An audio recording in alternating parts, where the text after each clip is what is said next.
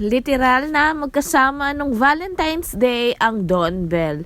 Base sa mga lumabas na picture na nakapayong silang dalawa. At ang suot ni Don na jacket at ang post nila sa kanilang social media account kagaya ng suot ni Donnie at ang jacket na suot ni Donnie ay ibinigay niya kay Bell. Kahit na naka long sleeve na dito si Bell pero hindi hahayaan ni Donnie na lamigan ang kanyang tink.